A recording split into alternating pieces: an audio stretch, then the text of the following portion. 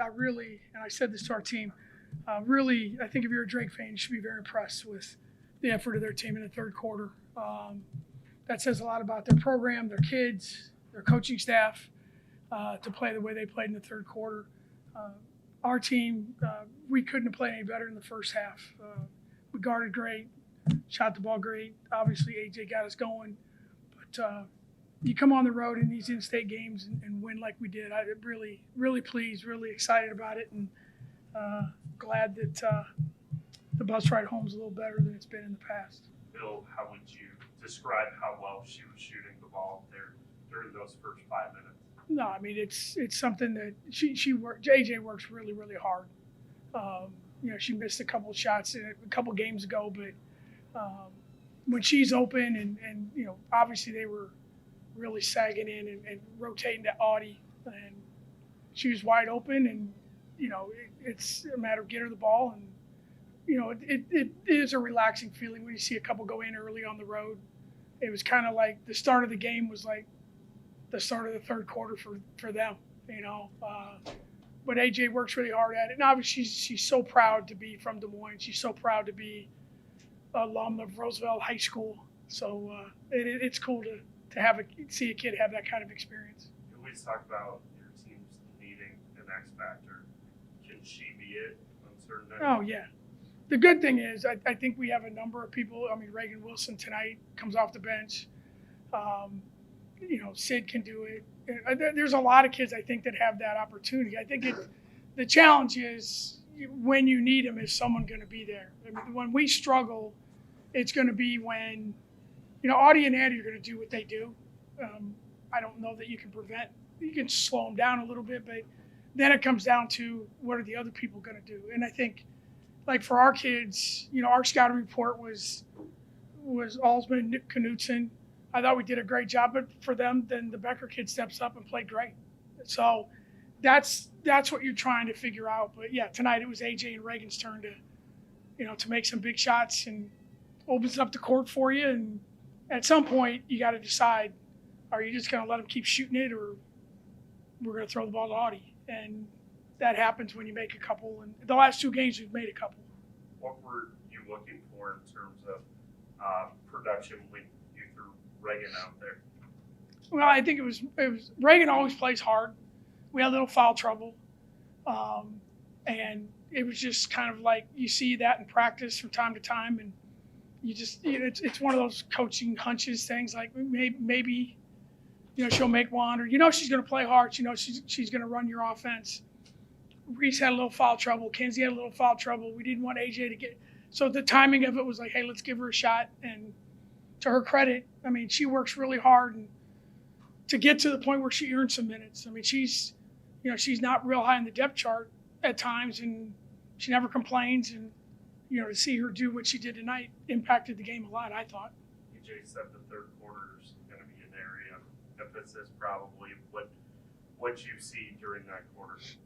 Well, number one, like I said at the beginning, you got to give Drake a lot of credit, man. They played really hard in the third quarter. I don't know.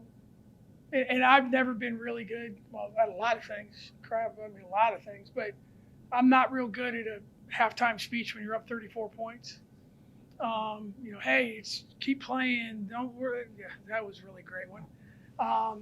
But I think it's more what they did. I mean, we had two wide open shots to start the third quarter, missed them. Audie missed a couple free throws. And then all of a sudden, and again, it's the nature of the game sometimes. When you're down, some of those shots, you relax a little bit and they make a couple. And then we just fouled them. I think they made 12 free throws in the third quarter. I mean, come on. I mean, and I jokingly said it back home. I've been doing this a long time, too long, but I've never figured out how to guard the free throw line. And they just, I mean, you can't give people 12 points, especially on the road in this kind of game. But they were aggressive, and to their credit, they put us on our heels quite a bit. Bill, you mentioned it, but to have a lot of teams have one, maybe two have potential X factors every night, but you have a rotation full of them, and they've all showed it at times. How much of a luxury is that when you're like, oh, somebody of that group is going to be able to add to the big two? Well, you hope that's the case, and yeah, I mean, I'm not afraid. To be honest with you, our top 10 guys, 11, I'm not afraid to put any of them in the game.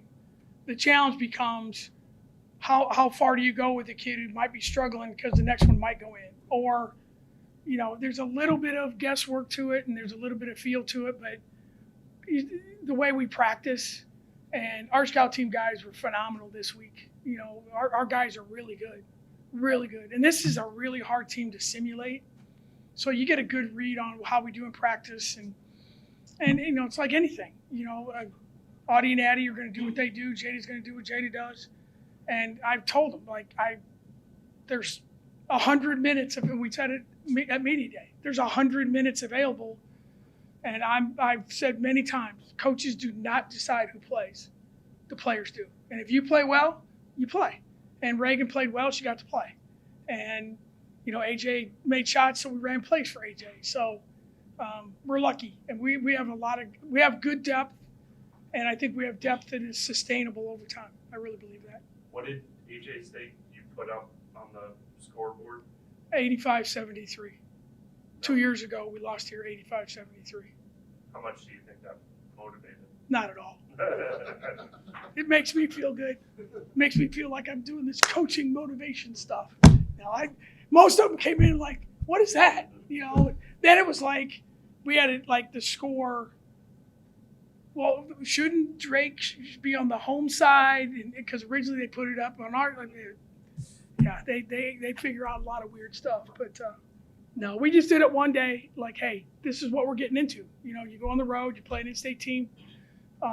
Great crowd. Same thing like we mentioned, you and I last year. I'm a firm believer that if you know what you're getting into in life, you got a better chance to at least have a plan. And I told him, this is what we're getting into, so let's be ready. And I thought could not have been more ready to start the game. Williams' ability off the bounce, what kind of dynamic is that? Yeah, Jada off the bounce is something we haven't had here ever. And she's fearless. I mean, she's ready to go, and she likes that. And sometimes it's kind of like she gets into that. When Jada goes to the basket, something's going to happen. We just got to get it more on the good side than not the good side. But she's hard to stay in front of, and she just gives us something. Like I said, we've been really blessed to have great point guard play here, but we've never had anyone who's that good off the bounce. And the more she learns, the more she understands. Like, she was in the gym this morning for 40 minutes shooting. The kid loves to play. She loves to compete. And she's someone our guys really like to play with. How valuable is it to have different ways to attack when Audie and Addie are going to do it their way, to be able to have a diversity?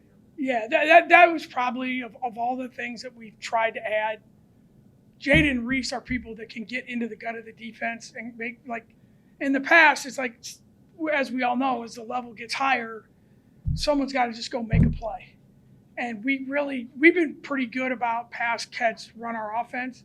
And then the shot clock gets down and like, oh God, what do we do? And now I think Jada and Reese both, especially Jada, can create something that at least gives us a chance to get a shot, draw a foul, get an and one, kick it. And we haven't had that here ever. And that is, again, as the level gets better and the shot clock runs down, that's a huge piece for us. And now you spray the ball a little bit, because they're not leaving Audie. So it's like, okay, you get to the rim. And it's not like the men's game where they can take a step off and pin it on the backboard. They're not doing that. So they're either going to help or they're not. And Jada's tough-minded enough to take a hit and throw it up there. What does it say about Jada that she was the one to get 2 baskets at the end of the third quarter to kind of stabilize things? I think Audie and you were on the bench. Yeah, I mean, Jada's got a very unique sense of the game. And I think she's got a really good sense of what's needed, when it's needed. And she's ultra confident that she can do it. And I think there's times, and you've seen with our scout team guys, like, I wouldn't want her guarding me. Like, the game started, and I don't know that the Drake point guards wanted number 8 in her grill. And I think there's times she knows she can do stuff. And again, when the court opens up, and I said, when you see it, you got to go. And we were missing, I think we were 1 for 9 from the 3-point line in the third quarter. So it's like they were a little spread out, go. And she's going to go. And she's really good at it.